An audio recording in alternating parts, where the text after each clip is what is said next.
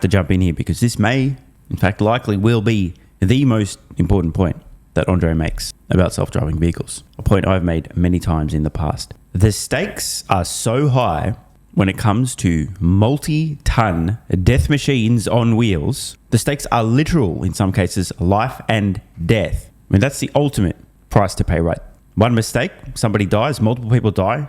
It does not get worse than that. There's such incredible asymmetrical risk reward here that this technology needs to be ultra cautiously rolled out. And the other factor is even if per mile self-driving vehicles are significantly safer than human-driven vehicles, as measured by, let's say, for example, fatalities per miles driven, most people seem to intuitively know that a fatality involving a self-driving vehicle, if it's at fault, is going to seem many, many times worse than a fatality due to a human error, which, by the way, accounts for roughly 1 million or so people dying every single year on public roads globally. And of course, the media's shitstorm that will follow fatalities or other incidents, self-driving vehicles, you know it's coming. So the point, those wishing to scale self-driving vehicles are encumbered by the fact that they are playing the highest stakes game possible.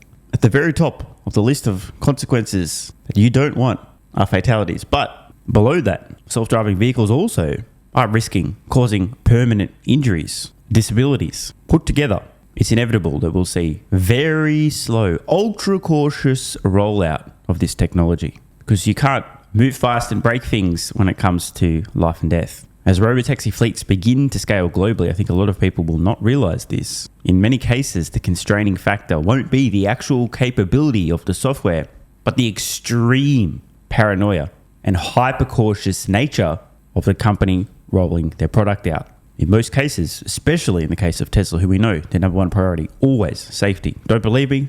Look at the crash result test for every vehicle they ever produced, motherfuckers. It'll be the companies themselves, in particular Tesla, more so than regulators, who are holding back rapid scale. In other words, I suspect, and I've said this many times going back a number of years, Tesla is much more likely to get regulatory approval by dumping mountains of data, incidents per mile, collisions, blah, blah, blah, on regulators' desks, which will then be compared to human rates of collisions, casualties, injuries, and so on.